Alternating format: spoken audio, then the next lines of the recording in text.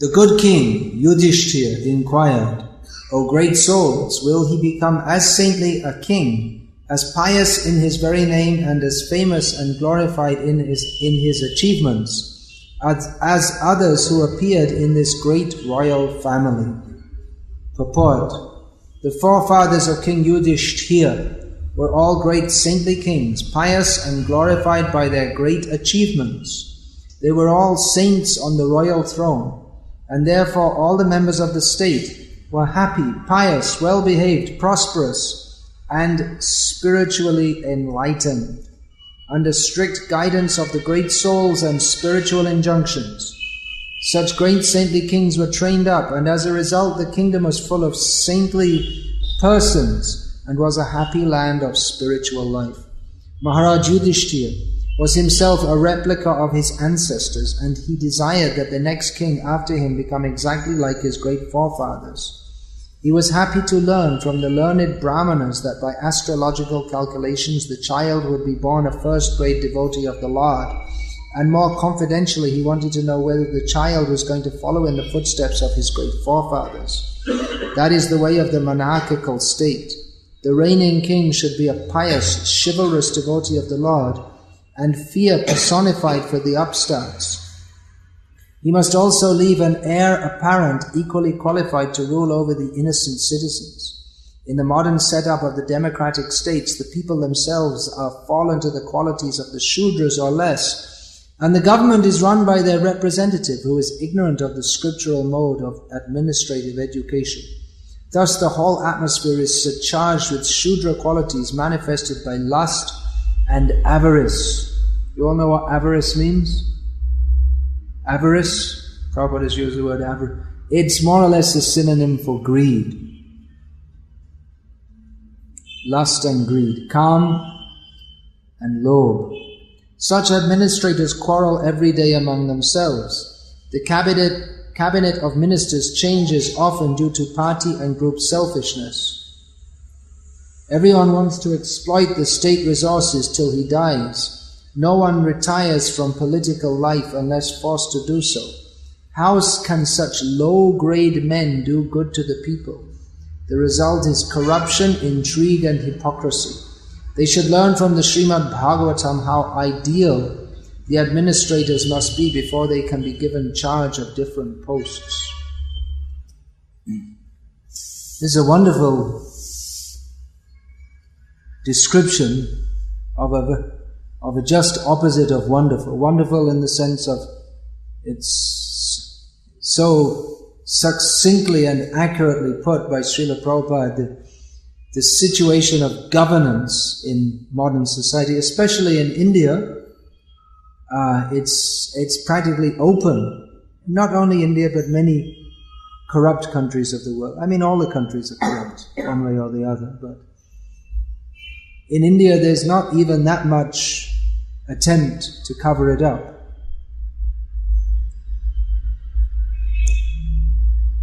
That the administrators who are charged with Shudra qualities, they quarrel every day among themselves.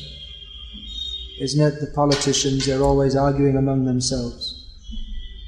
And then they make friends again because friendship is, it's like that in the whole material world, but it's quite apparent among the politicians that their friendships, their alliances and their enemies change from time to time, just based upon their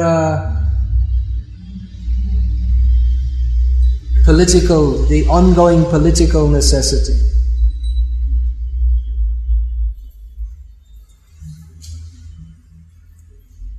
So just like you find the government of India now, the Congress and the left front are together. The left front doesn't actually support Congress in any other way except that they want to be in power. And they want to keep BJP out. So their union, their coalition it's on very fragile grounds in any way. But then even within the parties, you see, people, they want power, they don't get enough of it, so they split off. Like power and power, those who know Maharashtra politics at the present time. He was a member of Congress, and they thought he might be becoming Prime Minister, but he went a long way away from that, so he made his own party. Anyway, what else? The cabinet of ministers changes often due to party and group selfishness. Everyone wants to exploit the state resources till he dies. Just see this in the context of the modern Indian situation. Prabhupada was writing this in the early 1960s in India, and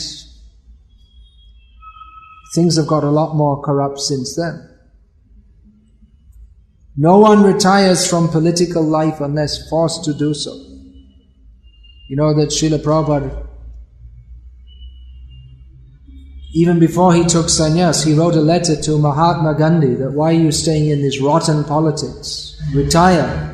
Join me and preach. You're known as a great devotee of Bhagavad Gita, so why don't you join me and preach Bhagavad Gita as it is?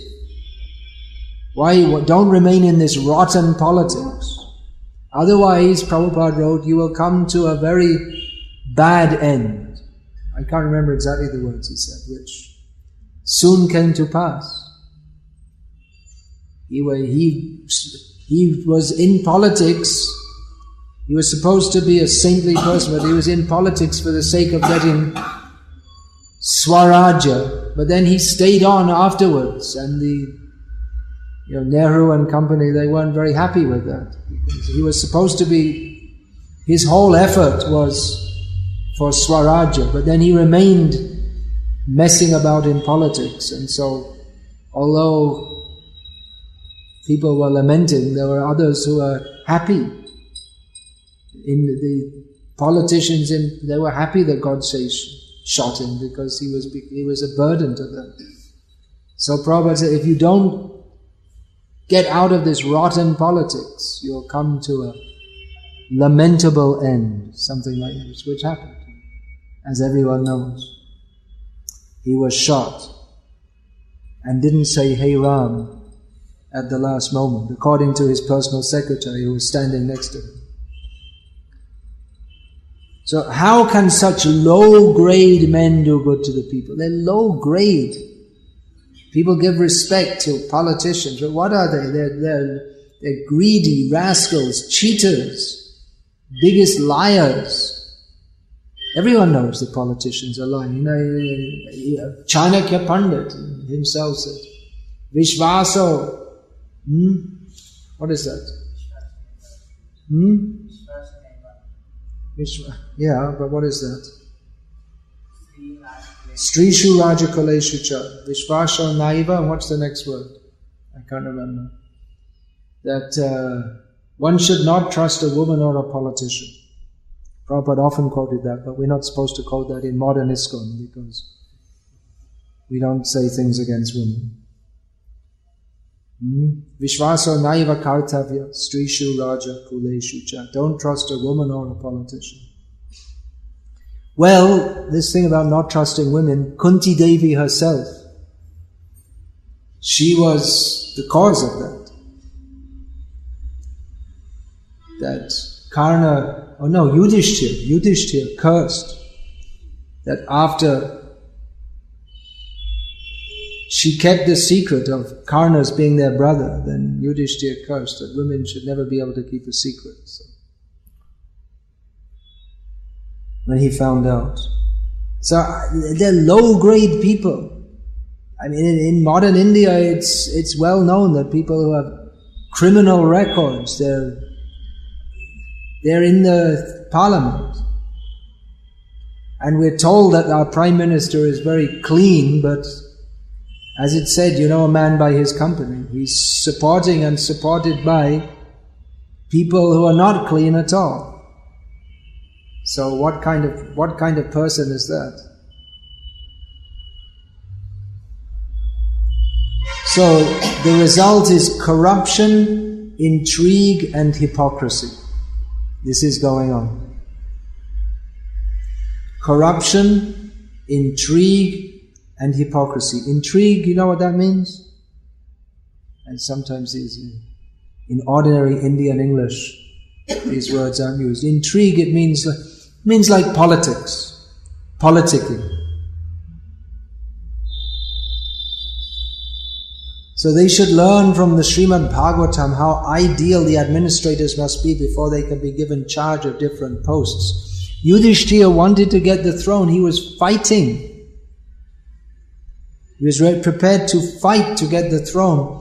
Now we find that's very common in the modern age. There's fighting for the throne, fighting for power.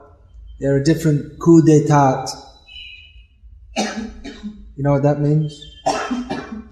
That means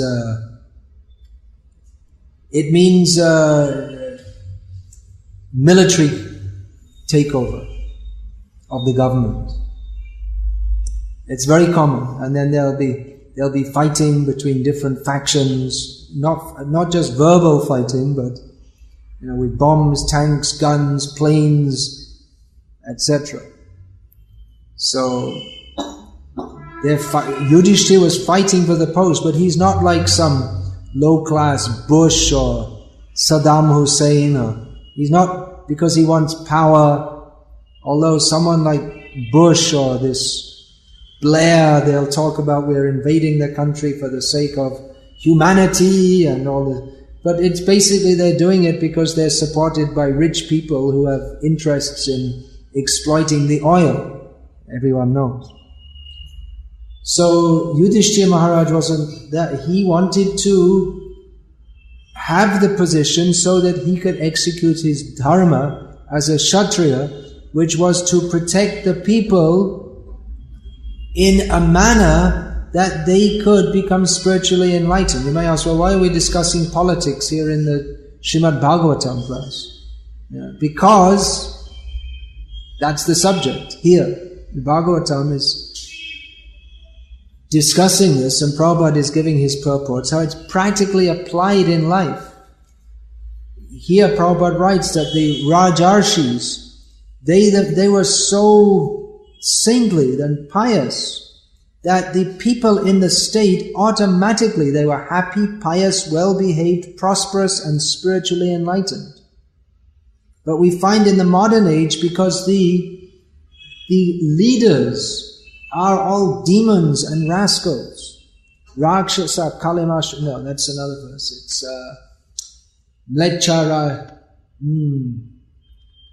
Lecharajanyarupina. How does that go? That Rajavesha, Dasu, the criminals in the Prajaste Bhakshishyanti Mlecha Rajanyarupina. This is predicted in the Bhagavatam, that in Kali Yuga, the mlechas, the barbaric, uncivilized people will take the position of kings and exploit the people. Literally says, Bhakshiyashanti, they will eat the people, they will devour the people. So, in the modern age, because the rulers are bad, therefore the members of the state are unhappy, impious, badly behaved, prosperous. No, the people in general are struggling just to get their basic needs. Not only do people not have money, but most people are in debt. In the modern age, most people are in debt. In the Western countries, you think people are rich in the Western countries, everyone's in debt. Is it right? You can tell. You're in the Western countries. Everyone's in debt. And that's coming to India also. Someone says, oh, I'm so lucky, I got a bank loan to purchase land, I can build a house. A bank loan means you have to spend the next 25 years paying it off. Everyone's in debt. And just as they were spiritually enlightened under Maharaj Yudhishthira and such pious kings, so in the modern age they're spiritually doomed. We were driving last night from Hyderabad to Secunderabad. You see one big poster advertising Amma, and then after that immediately after that, H.H. Sri Sri Ravi Shankar, you know. Well, what a choice.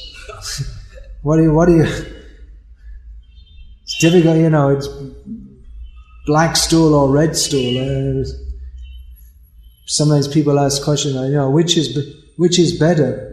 This one or, you know, which is worse? I mean, you know, which way do you want to go to hell? Through being embraced by Amma or paying 2,000 rupees for seminars to H.H. Sri Sri Ravi Shankar? You know, I guess the embrace is free. You might as well save your money here. Just love, Allah. So this can only happen where there's no pious king. If there was any pious king, they'd have chopped off the heads of this. They wouldn't have any head of Amma to show on the photo because it would already be rolling on the ground. And H.H. Ravi Shankar, he'd get his beard chopped off with the axe along with his neck. These people, they shouldn't be allowed to live. They're demons. They're posing as spiritual leaders, and in the name of spiritual life, they're diverting all attention to themselves, which should be diverted to Krishna. And that's why why Krishna wanted Yudhishthira Maharaj on the throne and not Duryodhana. Duryodhana knew how to rule. He was also born in a Kshatriya family. He could do the basic job of administrating the state he could do, but he was envious of Krishna and Krishna's devotees. He was actually more envious of Krishna's devotees than of Krishna, which from Krishna's point of view made it even worse. If someone's envious of him, well, he doesn't mind so much, but if they're envious of his devotees, he really minds a lot. So Duryodhana was extremely envious of Yudhishthira Maharaj and his brothers. Yudhishthira wasn't envious of him. He was very fair-minded. He didn't want the fight. But it became inevitable because Duryodhana was just completely unreasonable. So Yudhishthira Maharaj, Krishna wanted him on the throne. And Yudhishthira Maharaj, he wanted to know if Parikshit Maharaj would hold up the same values. Just like, here's glorified, pious and glorified by their great achievements. There's a term which is said in Sanskrit, maybe you've heard that. Swanama Dhanya. Have you heard that term? Swanama Dhanya. You don't read spiritual literature in your own language, otherwise you'd know these terms. Swanama Dhanya means one who is glorified by his own name. That means when you hear the name Yudhishthira, you immediately think, oh, very pious. People give their children, at least some, it's not many, but you'll find, it's a name, people give names like Yudhishthira. I know one boy in Baroda called Yudhishthira. So they give it Parth as a common name, Parth, which means Yudhishthira, Bhim, Arjun, Nakul, Sahadev, they can all be called Parth. So people, Arjun, that's quite a common name. Bhimsen, these are common names. Sahadev is quite a common name, not only of Sahadev Das. So I saw briefly, he's here by his seat. So Nakul, not a very common name. I used to know one man in Bangladesh by the name Nakul. But anyway, people give names like this. Why?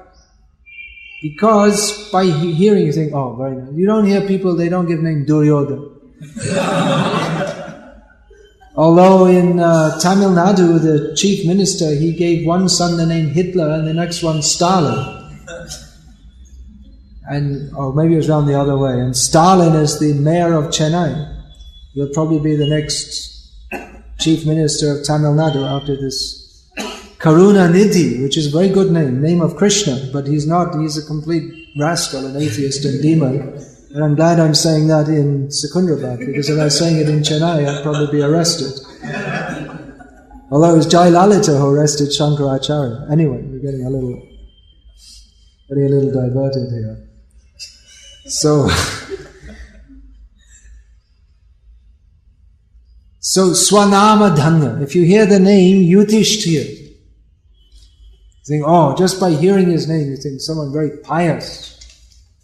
He's glorified by his own name. What his achievements are such that simply by hearing his name you think, oh, this is someone very good. People give their sons names like Yudhishthira because they want that the idea is, one thing, they'll get the blessings of a great person. By saying that name and by ourselves saying that name to him and by hearing that name, we'll become pious. Just like the name is given here, Punya Shloka. Punya Shloka means pious by the very name. Yeah, it's Swanama Dhamma.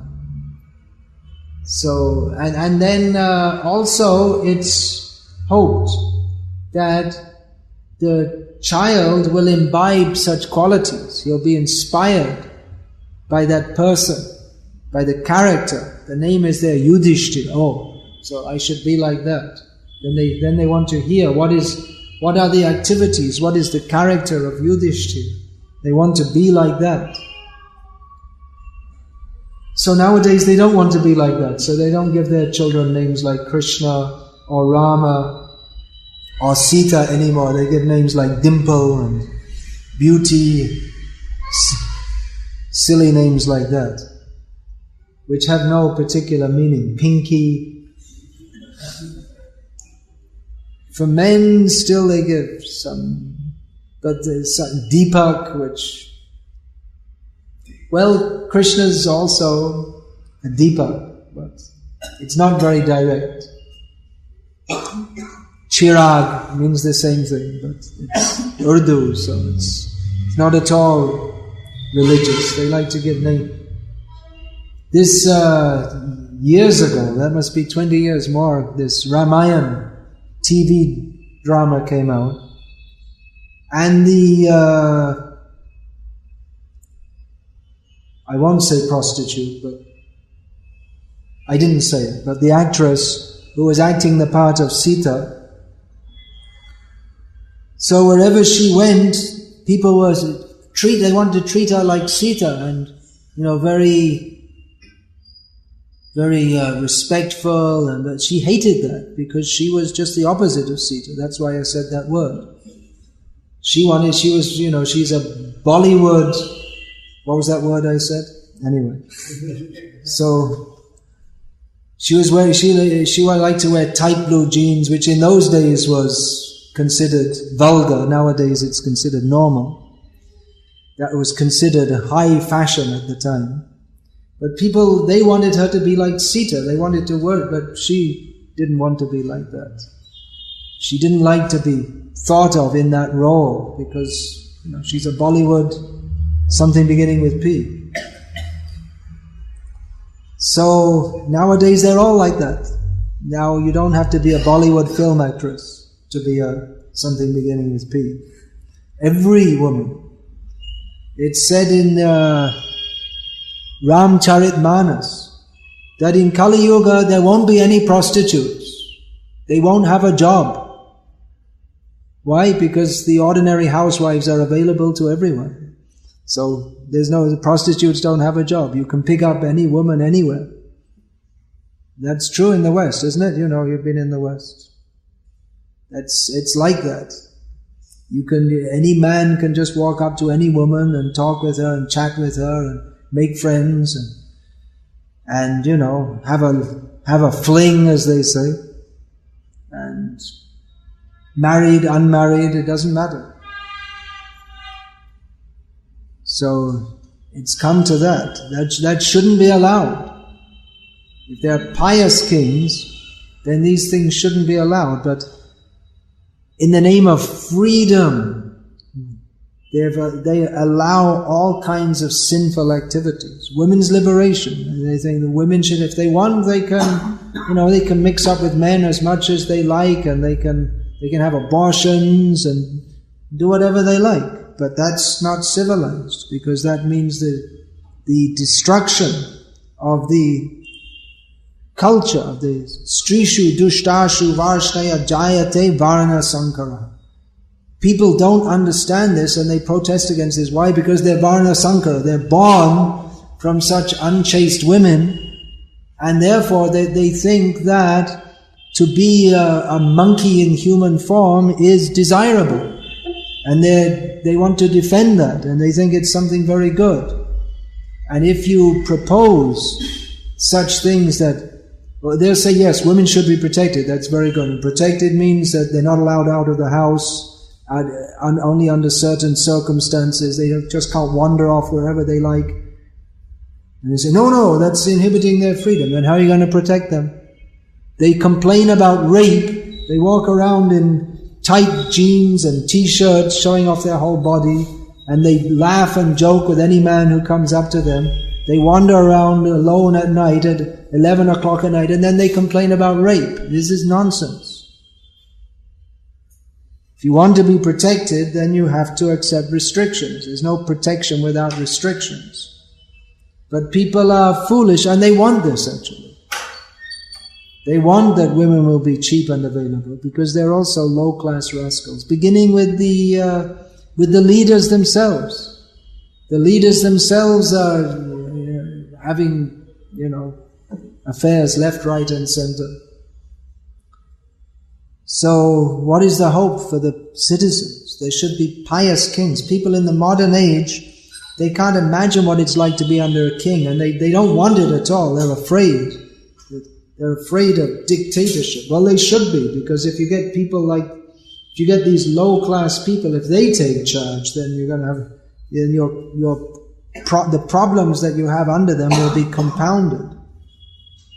But if there's an actual pious king, then to live in such a situation is far, far more pleasing than to live in a situation like that in the modern world. Wherever you are, in any country in the world, you can't trust anyone practically. You pay taxes to the government, but you're not safe. Your house isn't safe. If you go outside your house, if you go away for a week, good chance it'll be burgled. You can't leave your car, it'll be burgled. And what's the government doing with their money? They're taking the money, but you can only take the money, they tax the citizens, if you protect them. The first thing, they should be protected. But there's no protection. Government, what is this?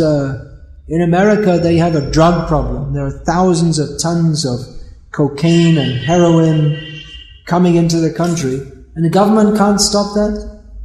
They have advanced military systems by which they can see everything that's going on in Russia, and they can't stop shiploads of plane loads of drugs coming into the country. And it's the same people selling it year after year after year. The police are so stupid, they don't know they can't find who it is and stop it. I don't know, it seems pretty suspicious to me. It's a big business. The biggest businesses in the world are oil, pornography, drugs, and so-called defense, which means weapons for killing other people. So these are all the businesses. So drugs, it's a big business, and they're not why should they stop it? Because they want money, and it's good too, because then the citizens become all drugged up and stupid, and then they don't complain. And pornography is good. Let there be lots of pornography, because then the people, they can't think clearly, and they don't have the willpower to desire anything higher, and then you can exploit them. Then you can sell them Coca-Cola and all kinds of rubbish. Because their brains are so stupid, their brains are full of pornography and sports and all kinds of rubbish, that they can't think clearly. They don't have any higher thoughts, any higher aspirations. Within the Nazis, when they invaded all these countries, Poland, Ukraine, one of the first things they did was to disseminate pornography widely in these countries, because if there's lots of pornography, then the men, their consciousness becomes dissipated and they don't have the willpower to have any fighting or resistance.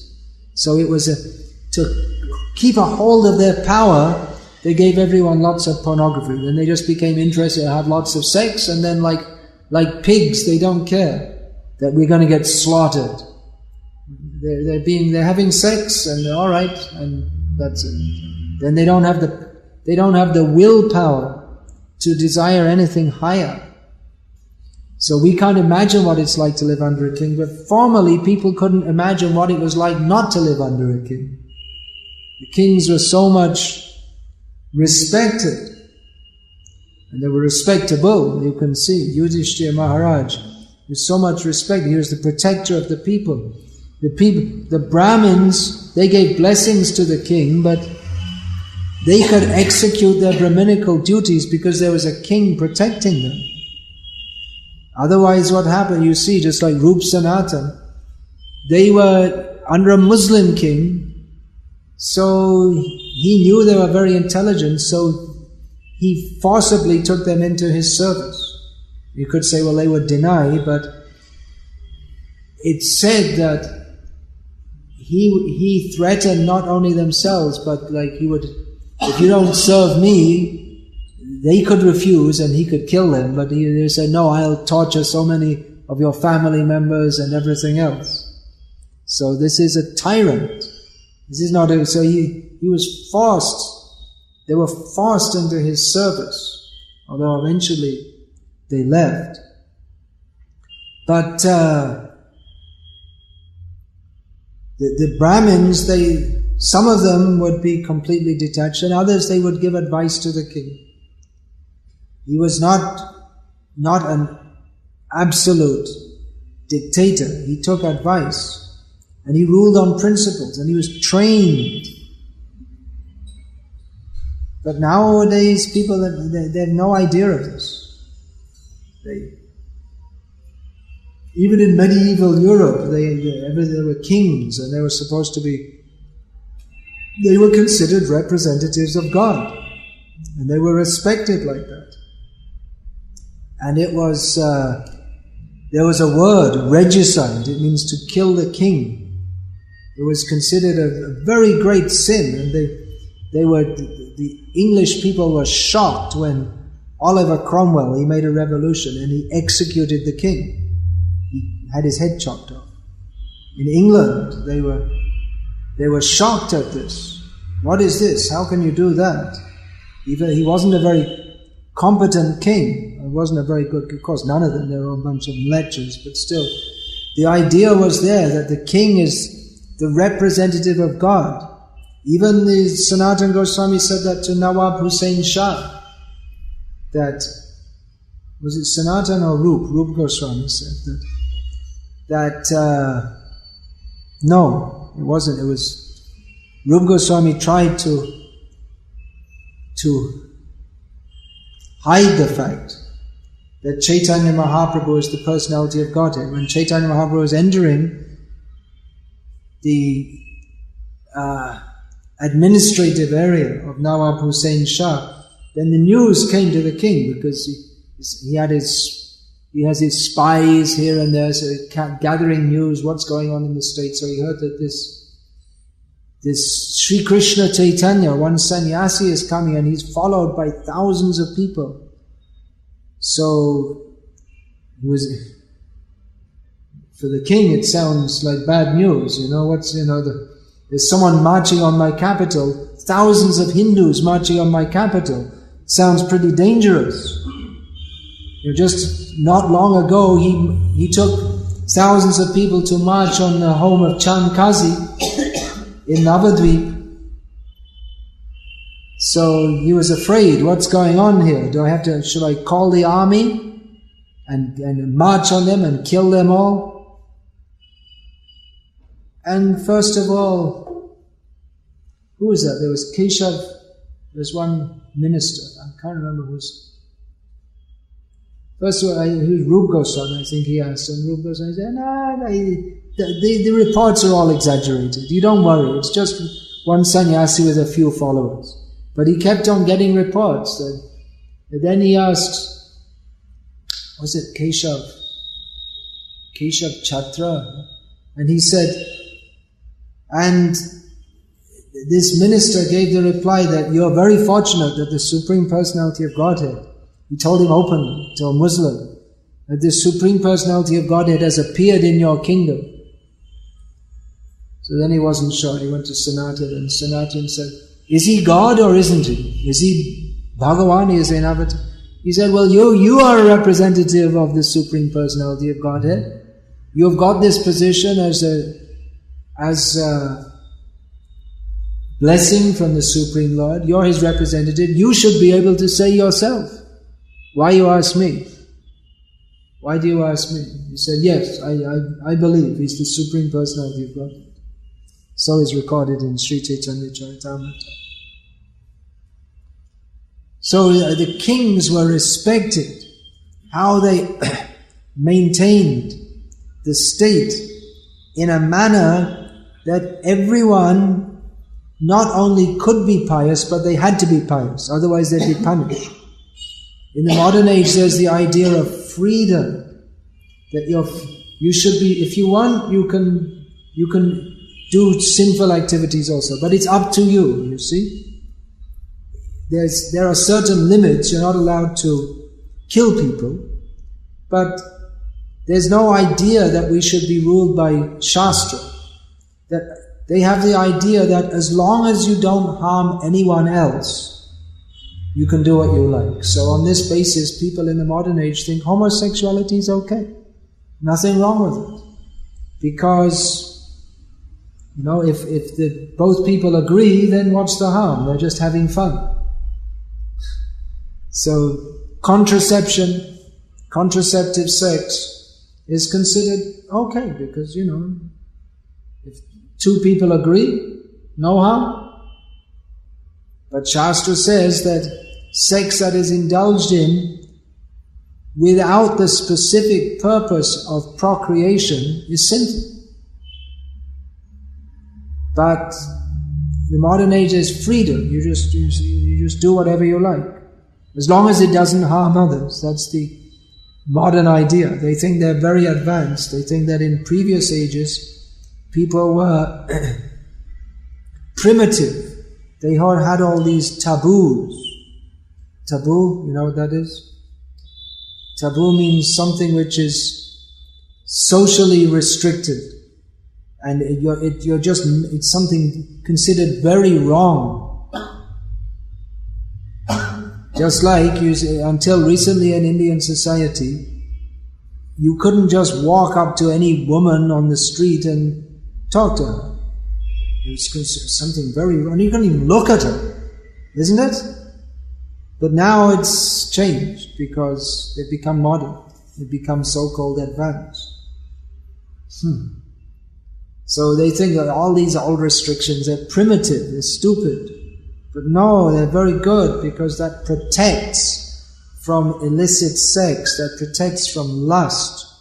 You say, well, just men and women should mix and, why be lusty? Just treat them as other people, that's all. But the fact is that matrad swasra duhitrava naviviktasano bhavet balavan indriya gramo vidvangsana pikarshati. The fact is that even a highly learned person, someone who's learned in Shastra, they know that I should not be attracted by the opposite sex, but even a learned person, a saintly person may be attracted if he becomes very close even to his own mother, sister or daughter, says the Bhagavatam.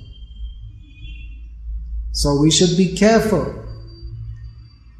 And the restrictions in human society are there because human nature or conditioned nature is such that we become fallen very easily.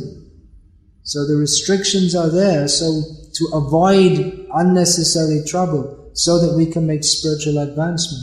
And all this is upheld by the pious kings. It's a You see, Chaitanya Mahaprabhu, he didn't want to meet Maharaj Prataparudra. He protested to his followers that they kept on asking that Maharaj Prataparudra, you should meet him. As if you keep on telling this, I'm just going to leave Puri and you won't ever see me again. What is that?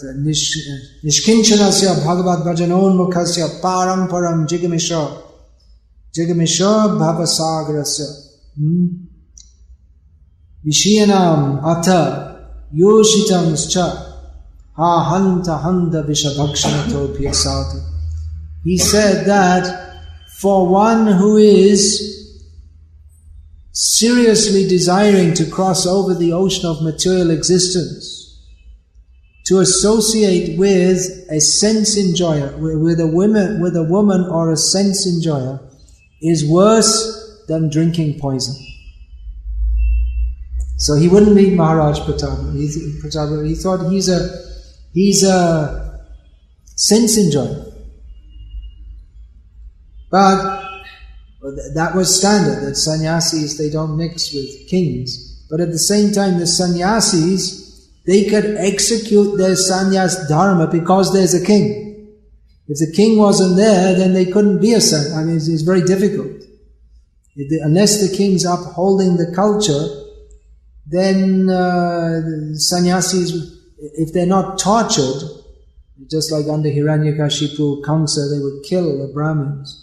Then later on, you see in Goa, Saint Francis, which saint was Saint Francis something? In Goa, he's a great saint of the Catholic Church, so he killed so many Brahmins. Those that didn't agree to be forcefully converted to his so-called Christianity, he killed so many. He's a saint, you see. This is what you have to be a saint in Christian religion. So, the kings, they would protect, especially on behalf of the Supreme Personality of God. What does it mean that they are representative of the Supreme Personality of Godhead? Krishna is Go Brahmana Hitaya Cha. Go Brahmana Hitkari. So the king's duty is to protect the cows and the brahmanas. But in the modern age, the governments arrange for slaughterhouses. They themselves arrange for mechanized slaughterhouses. So this is the unfortunate situation. Mahatma Gandhi, he was propagating that this struggle for Swaraja, it's a religious struggle. And people joined that because they thought that, yes, you see, we'll get rid of the British and then we can follow our own dharma. The Hindus were horrified by the cow slaughter. This is horrible.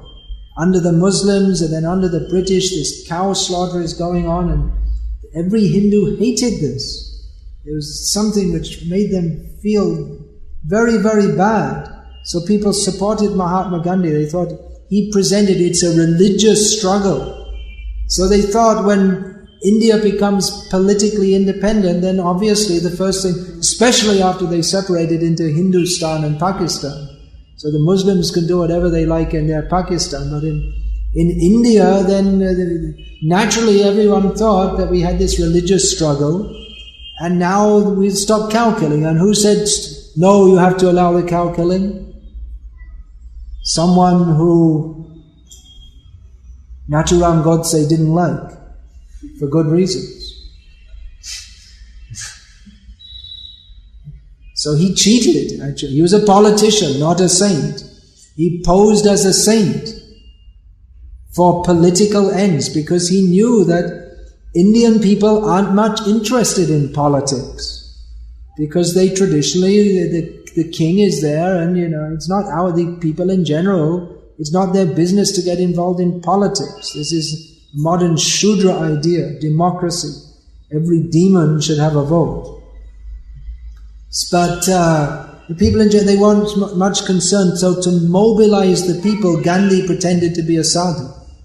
But actually it was showed in the end he was a politician. So he died like a politician, not like a sadhu. This is Shastra Vichar. You should see according to Shastra.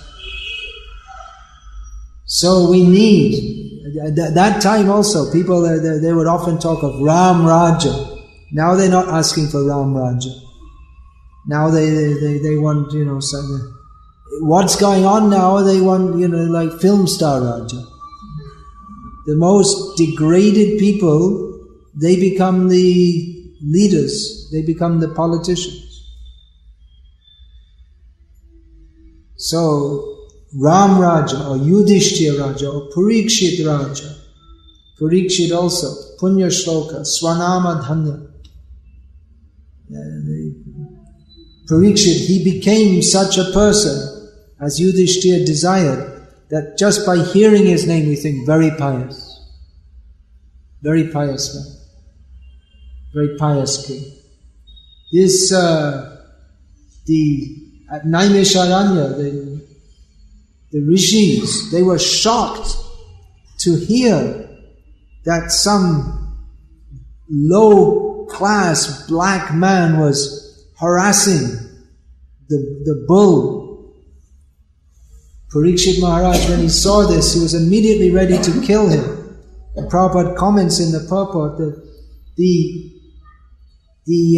sages at Naimisharanya who were shocked to hear, how can this be allowed to happen?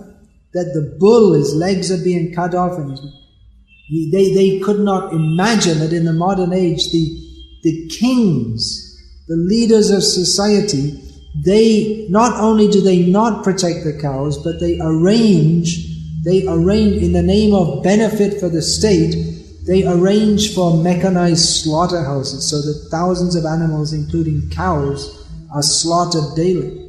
In India, in the Western countries, they have no idea, but in India, cow slaughter is going on. They're making 5-year plans and building highways and talking about the development of the nation.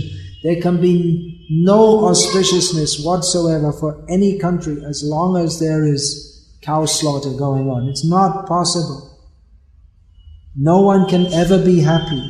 They have all these psychologists, and in the Western countries they make all these different studies how people can be happy, but no one can be happy. Not even healthy. They're all getting sinful reactions and their minds become polluted more and more because the terrible sin of cow slaughter is allowed and promoted.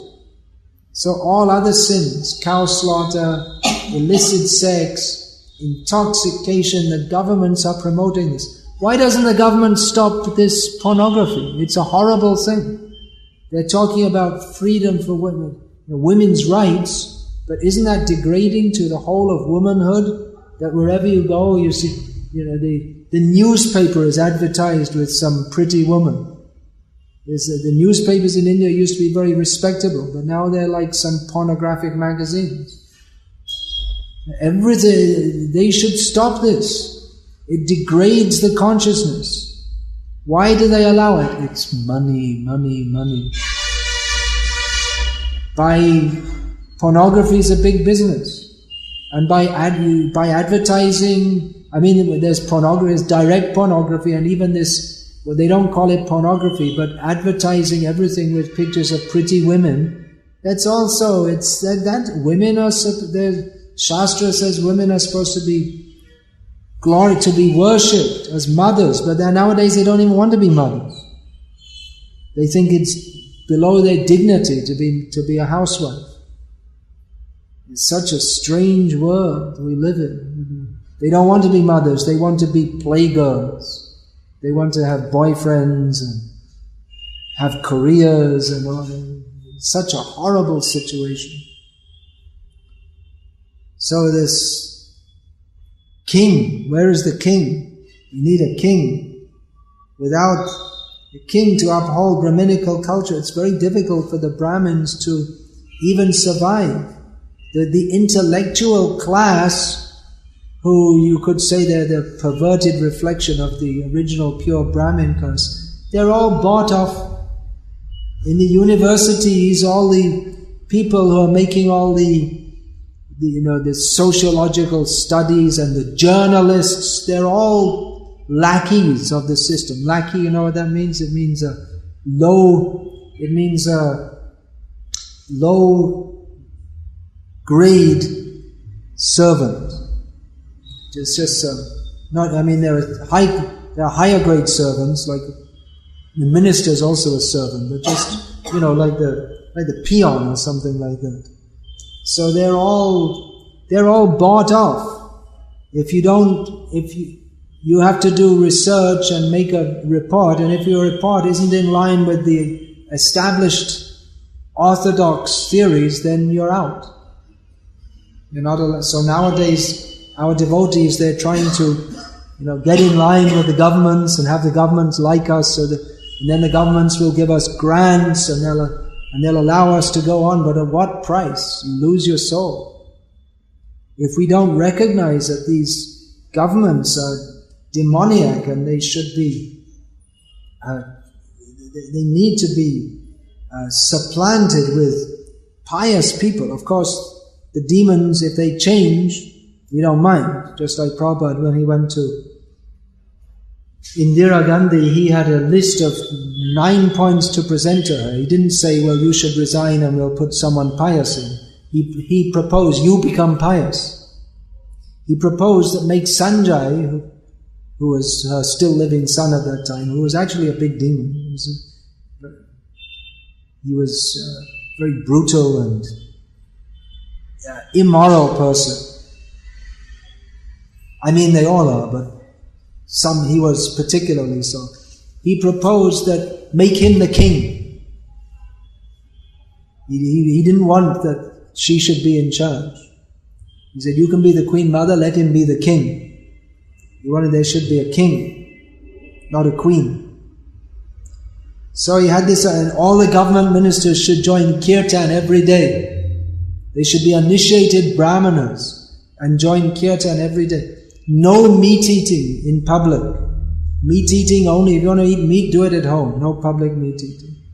So, and then only one religious scripture, Bhagavad Gita as it is. So these were he was going to say this to Indira Gandhi. He had this idea to say it. I think it must have been 1971, but at that time she was very disturbed because this Sheikh Mujibur Rahman in Bangladesh, no, it must have been 72 then, huh? He was killed, was it? 72, 73. So he'd just been killed with a CIA-supported plot, and she was afraid that they were going to hit her next. So she was too disturbed to hear anything from Prabhupada, so he didn't even say it to her, but he had this idea to make these points to her, that you take advice from me and you take power. He was, all the world was against, you see, she took power by force, this emergency. But Prabhupada, he would say, yes, take power, but rule like I said, I will give you the advice. He said that in England also, when he met one Lord something or other. He said that, well, formerly Britain was very powerful, it ruled the whole world. Now it's not. But you can rule the whole world again if you just take a little advice from me, Prabhupada said. He wasn't joking, Prabhupada is quite serious. That if they followed what Prabhupada said, the British could again rule the world. India can rule the world. We're not interested in worldly power. But Yudhishthira Maharaj, he wanted the power because he knew how to discharge it properly. Whereas modern leaders, they don't. They're all bewildered about the purpose of life. And they think we're doing good for the country. We're developing the country by building more slaughterhouses. In Goa, there was a BJP government, and there was a slaughterhouse. It was about to close down because it was running in loss. And the BJP government gave it a grant so they could run on. So, even the BJP, they're supposed to be upholding dharma, but they don't know either. We're not waving a flag, Hindutva. But we want that society should be ruled by pious people like Yudhishthira Maharaj, who knows the principles of religion and how to implement them in human society. How will that come about? It seems very difficult to say, to see how that could happen. In one purport, Srila Prabhupada gives the idea that the Varnashram society can be reintroduced by the propagation of the holy name. So, it's difficult to follow dharma in an adharmic situation. And Varnashram dharma, the whole society, everything's held together by the kings. They're the ones, the Brahmins, they have the purity and the spiritual direction and potency, but the actual day-to-day work of keeping things in order is done by the Kshatriyas. And without Kshatriyas, it's very difficult you can't have a proper Varnashram society unless there's someone to keep things in order by force. Yes, by force. People don't like that. But force is required. For properly applied force is required. So, people, they're afraid of that. They don't like that. But that is required. Discipline is required. We require some discipline because we don't know what to do, and we're reluctant to do that which is for our own benefit.